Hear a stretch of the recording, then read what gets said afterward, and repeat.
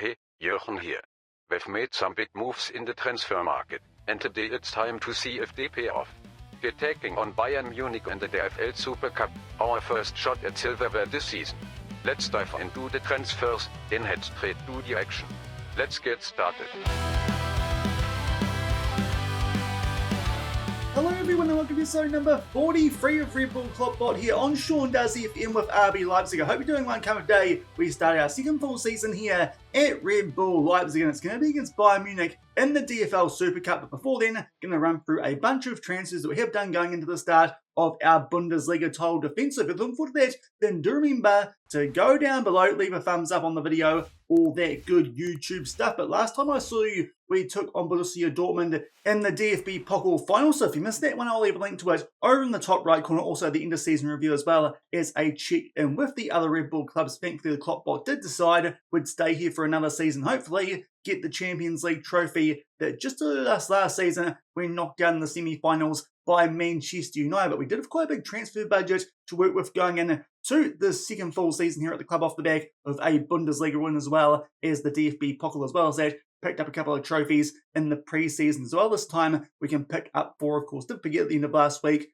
can't win the Super Cup in terms of UEFA if you don't win the Champions League like we did a couple of years ago with the Europa League. No chance of picking up 5 trophies here this season, but we can do 4 and hopefully that'll start off with the DFL Super Cup, especially off the back of the transfer business that we have done. You can see there's still one player who might go out on loan from our under-19s. So to be fair, that one's not too important in terms of the first team. But going over to the transfer history, and a fair bit has happened now, you'll notice the transfers out doesn't really balance up with the transfers in, considering we had a £70 million transfer budget. The reason for that is because we've now got a B team here at RB Leipzig, and some of the transfers technically came out of that team, even though last year those players did play for RB Leipzig. So it's kind of thrown off the transfer out amount. I can tell you, we definitely just snuck in under the transfer budget and still a wee bit left as well. If we go over to our scouting page, got just under 16 million left, and that actually could rise because coming up in a few games time, we should get another 16 million when Schlager plays 5 more games for Brighton and Hove Albion. So that transfer budget actually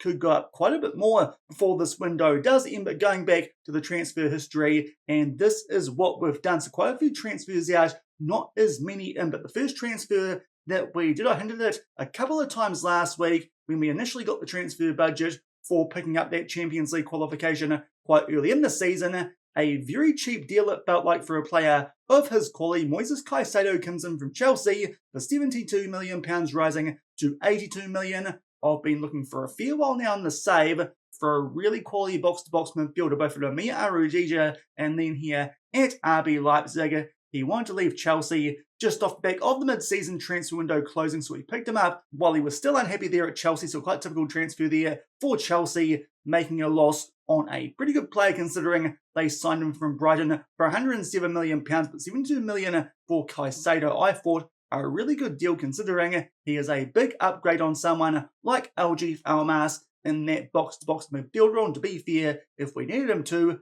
could also do a pretty blooming good job as well as a ball-winning midfielder, but we're going to use him as a box-to-box midfielder. Big upgrade there in central midfield. Moises Caicedo out of Chelsea for £72 million. That was quite a bit of our transfer money. Did go before we started to get rid of some players here at RB Leipzig, and that started off quite early on as well. The first one did happen late on last season. Gavin Bazunu, we did sell to Al Riyadh over in Saudi Arabia for £1.3 million. Of course, we got Simon in halfway through last season, so really didn't need Bazunu for this upcoming season. To be fair, even though didn't play a single league game for us, only a couple of games in the DFB Pokal, we make a profit on him, having only signed him for £500,000. So that's a good bit of business from us there, about doubling our money on Gavin Bazunu off the back of only a couple of appearances there in the DFB Pokal 2 games. And as well as that, I think he played a couple in the Champions League as well, while Restes did have an injury. So he didn't play too much for us there last season, did Gavin Bazunu, but with Simon coming in as a homegrown nation backup, definitely was a good play to get rid of for £1.3 million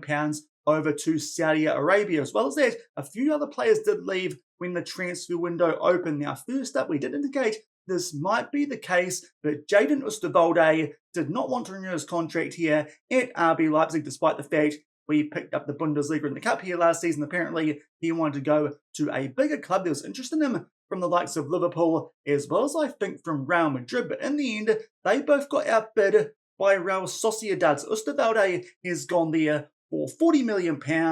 Ideally, would have actually quite liked to have kept him, but his contract was expiring and he didn't want to sign a new deal. So Jadon Osterwalde goes there to Real Sociedad, our first choice left back from last season. That definitely was an area that we did need to improve in, but again, that's a transfer that we do make money on, considering he signed for these guys back in 2024-25 for a fee of £20 million, doubling our money there on Jadon Osterwalde. A little bit sad that he left off the back of a couple of good seasons for us there with some 7.1 average ratings, but unfortunately that contract did mean that Osterwalde did leave the club. As well as that, then we made a quite big loss. Nico Paz was a really bad transfer last season, just not quite as good as we thought he would be. He's gone over there to Casapia, and those guys are over in Portugal. Expected to be a mid-table team, but Nico Paz did very little for us here last season. 8 appearances for not much output. We spent $9 million on him and have sold him for $700k. So to be fair, that does a bit of our good work there from those previous couple of transfers out.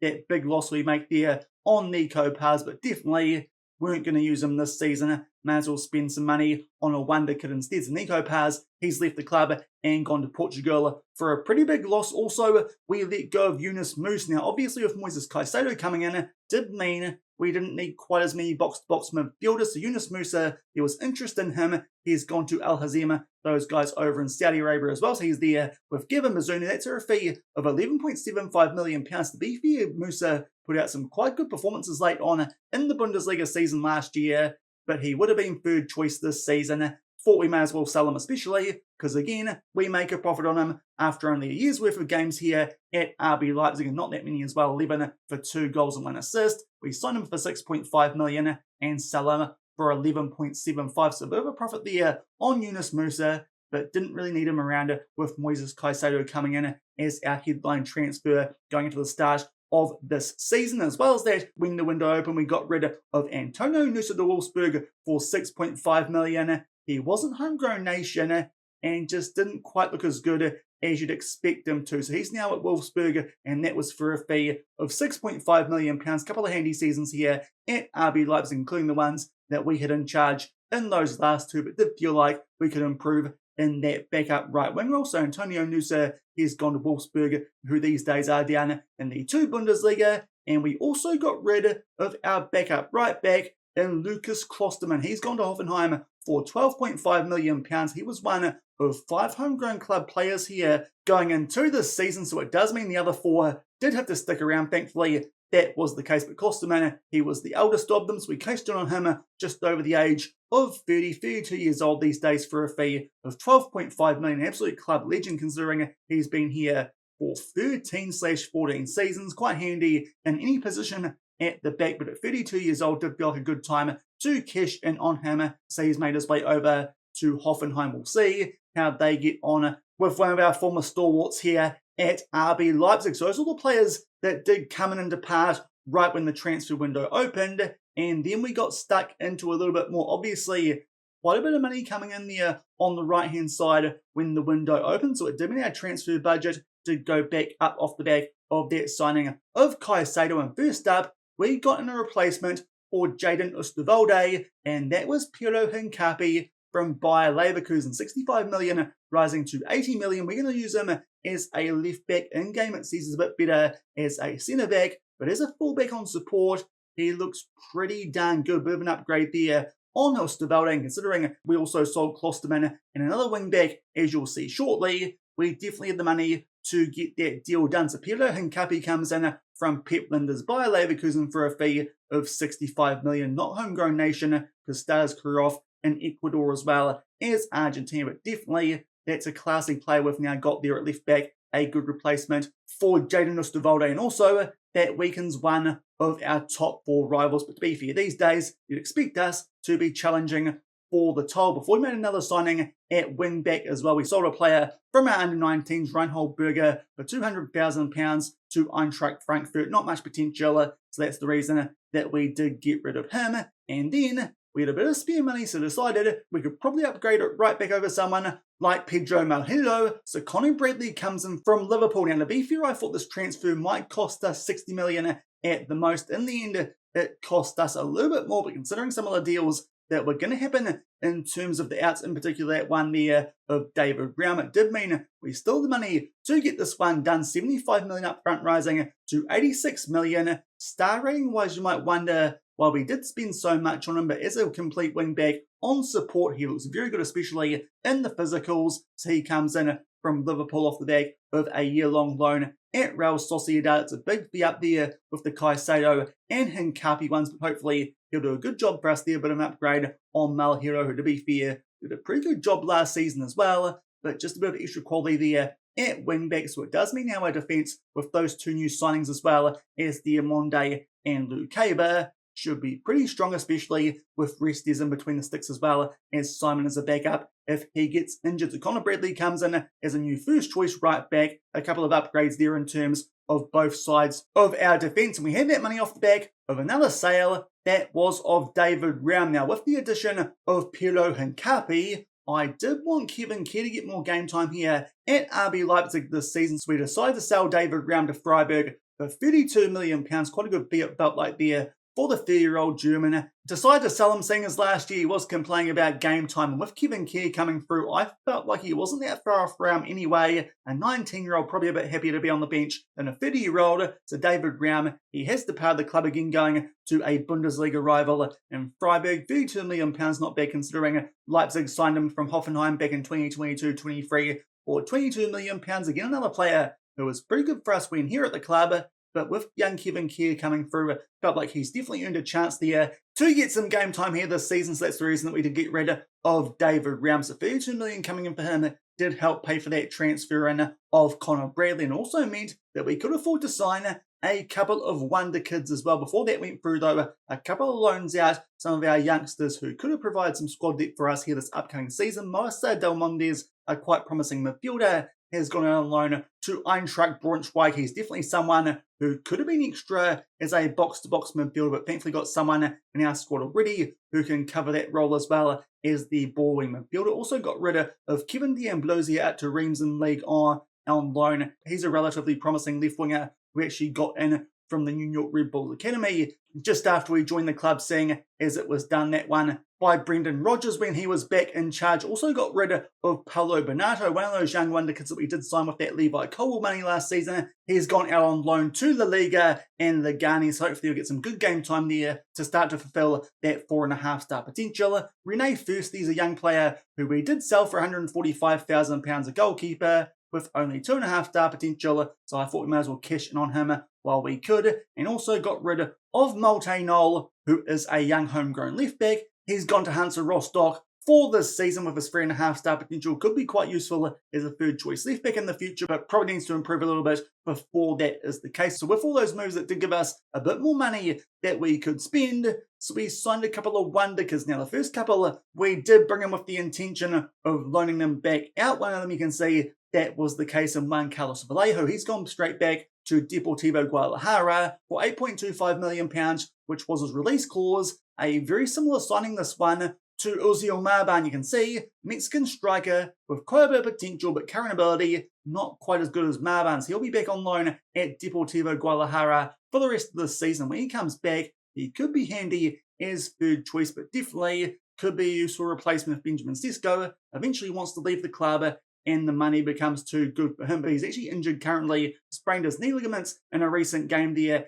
at Deportivo Guadalajara, but certainly a high potential striker that we picked up for what felt like a pretty nice release clause there of £8.25 million. Also, we bought in Nahul Vayar from Argentinos Juniors for £6 million.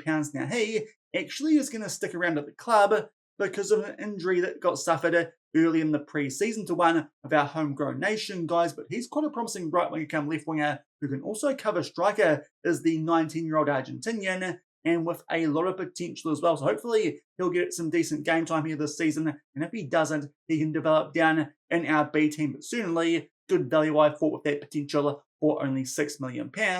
And then we made a signing that we weren't planning on. Michael Zeitz comes in from Bayer Leverkusen for £5.25 million was loan listed by Bayer, but they wouldn't let him come here as a fringe player, and we only needed him for the first half of the Champions League season, but to be fair with 5-star potential, I was quite happy to sign him anyway, but current ability-wise, only 1.5 stars. The reason that we've brought him in to be a bit of an extra option at inside forward. If we go over the medical centre, Kylian Salk broke his lower leg in one of our first friendlies and is out for 3 to 5 months, and of course he is one of our homegrown nation players, so we did need one more of those for Champions League registration, so I thought we'd better bring someone in considering how long that injury will keep Salk out for. So that's the reason that we've brought in Zeitz there from Bayer Leverkusen. Again though, but pretty good value with that release clause of £5.25 million considering that he's got 5-star potential. And to put the cherry on top of our transfer business, we then signed Alvaro Curvez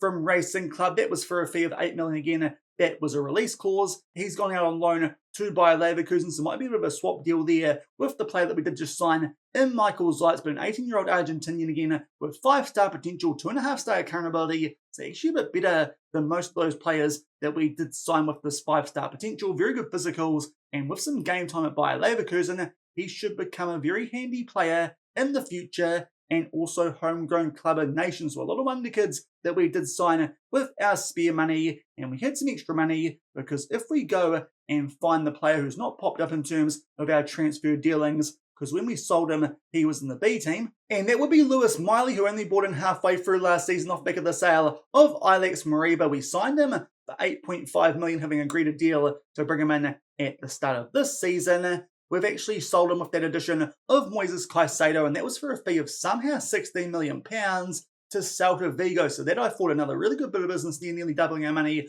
on Lewis Miley for only a half season here at the club. But Lewis Miley also left, but for some reason that doesn't show up there in terms of the values on our transfers out, seeing as when he was sold, he was sitting in our B team. So definitely sold a lot more than we've bought in here this season at RB Leipzig, but I do think it means our first team's a lot stronger here at RB Leipzig, at least in terms of the starting 11. The backups, you could argue, might be a little bit weaker, but we are starting to bring through some of those wonder kids that we have signed over the last couple of seasons here at RB Leipzig. So here's what our team does look like going into the start of this new season. Simon's in there in goal because we're about to play a cup game, but usually that would obviously be Restes, as well as that Talis Magno is injured as well, as Ben Seguir and Simons is on a heavy workload going into this game. And also, if we go down further, Almas would usually be on the bench instead of a Zeitz, and also you probably want someone like Kylian Salter instead of Veja, but obviously he's injured, so that won't be the case. Either Veja or Zeitz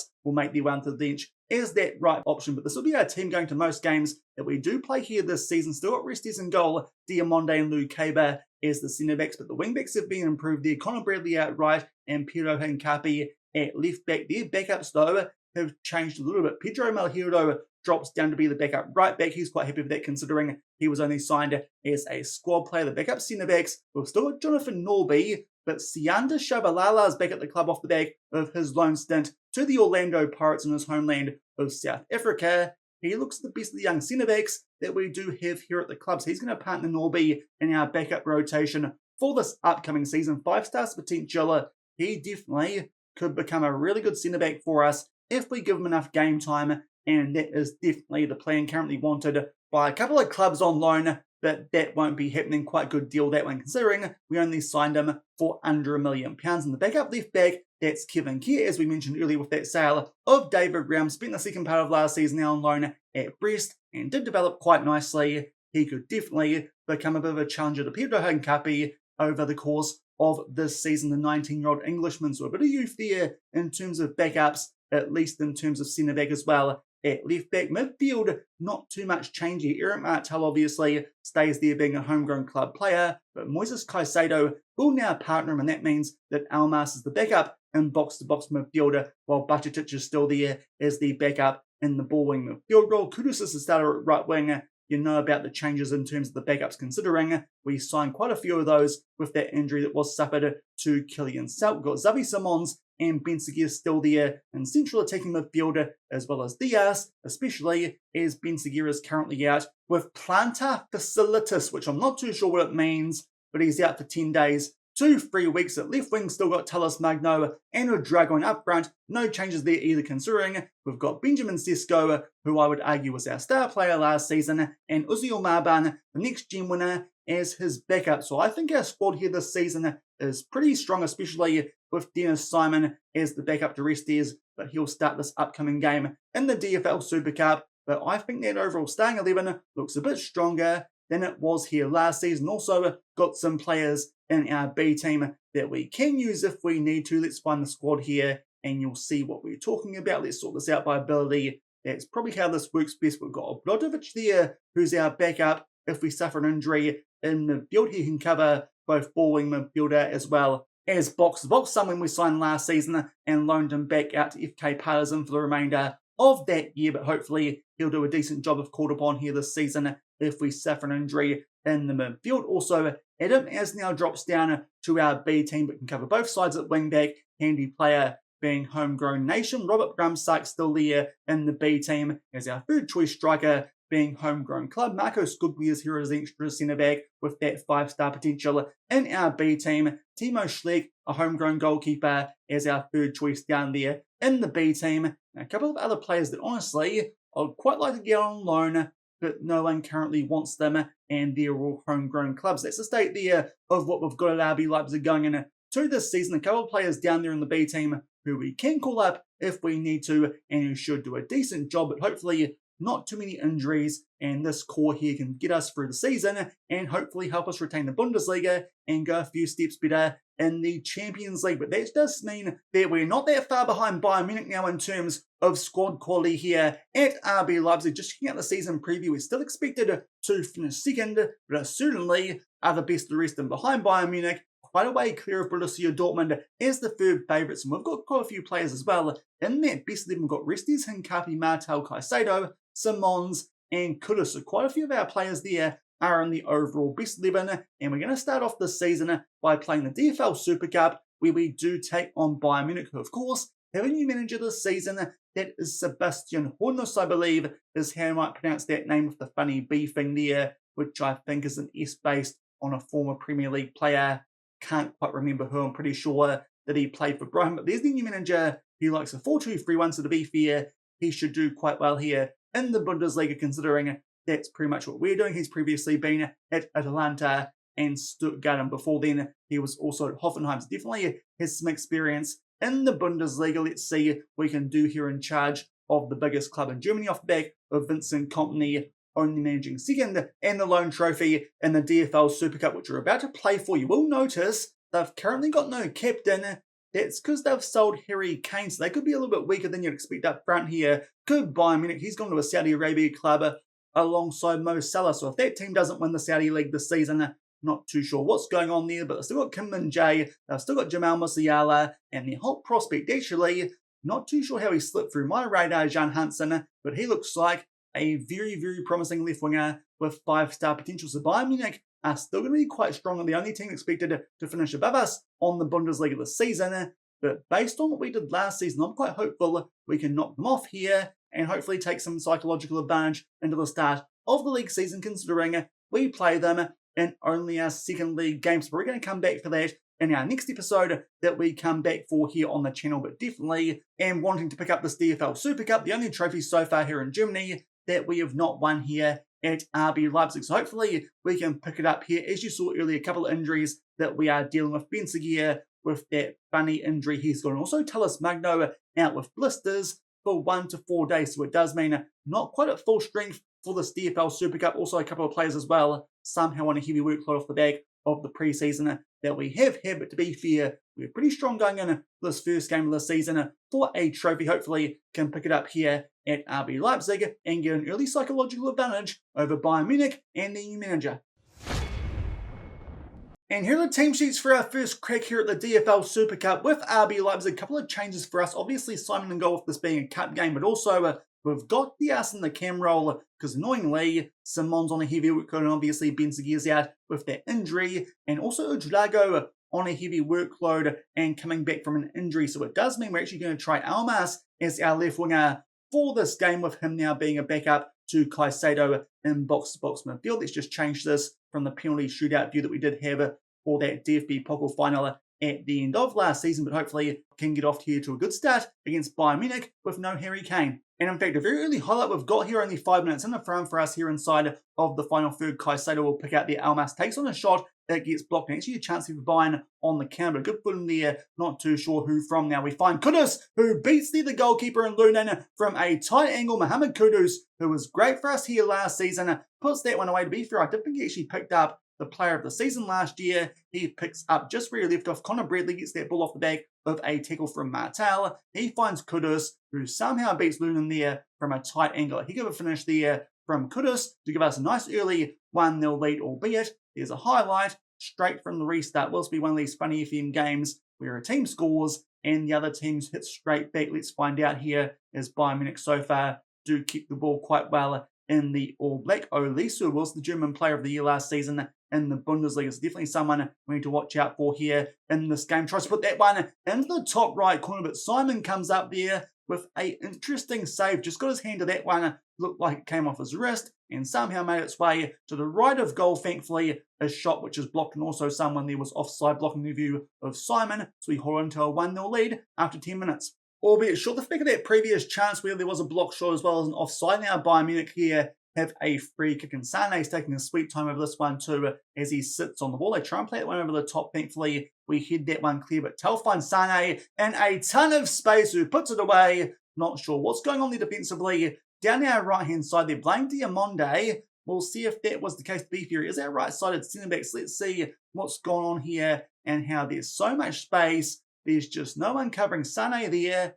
Down our right-hand side, not too sure if that's actually Diamonde or Connor Bradley who should be there, but unfortunately, Bayern equalise pretty shortly off the back of our opening goal and make it 1-0. And it's been very quiet off the back of that Bayern Munich equaliser. It's going to be 1-0 heading into half-time in this DFL Supercup. Stats-wise, we're definitely a team on the front foot here in front of our home fans, but unfortunately, that early goal through Kudus to get cancelled out through that equaliser to Leroy Sané. So it does mean 1-0 here at half-time. Diamonde on a shocking 6.3. Now, usually we'd bring on Shabalala, but he came into this game on a heavy workload. So we're going to try Kevin Kerr at left back and put Hincape to a ball-playing defender, seeing as it looks like he should be able to do that job quite well if we need him to. But we'll tell the guys they're doing pretty well. Let's just hopefully kick on a bit more and grab winner in the second half. Currently locked up at 1-1 here in this clash for the DFL Super Cup. And just shy of 10 minutes into the second half, going to make another sub here because Colin Bradley going quite well, but has picked up a yellow card. Pedro Malheiro can come on for him. Still 1-1.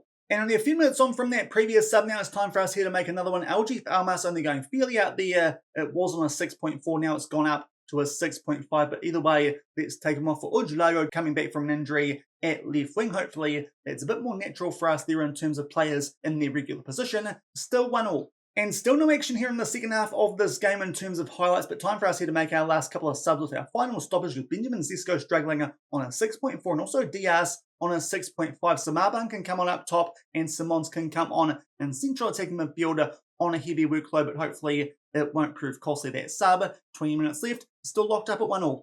And we finally get a highlight here in the second half, and it's a corner for us here with 15 minutes left. Kudus will line this one up, try and put this one there at the near post. It gets here clear, but not very well. Martel plays that one back there to Kudus, who takes on the shot, and somehow that's gone out for a corner. Not too sure if that was a save from Lunin or a deflection onto the post there off a Bayern Munich defender, but a good chance for us there to make it 2-1. Unfortunately, can't get the job done. Upamecano with a diving header clear. Let's see what this highlight gets up to. Matthias Tell there gets a foot in, and that highlight comes to an end. Only 10 minutes left, and it's still 1-1. And just made way into the last 5 minutes of this game, and a free kick here, which we do take short. It's a very good routine. We pick out Pedro Malheiro, don't even need a VAR check or offside. So Pedro Malheiro will put that one away. I was just wondering if this one went straight to penalties or we had extra time. Hopefully now won't need to find out, because that's a really good short free kick routine, as is usually the case here in FM24. Off the back of that, we'll lower the tempo and start to time waste just a little bit here with 5 minutes still left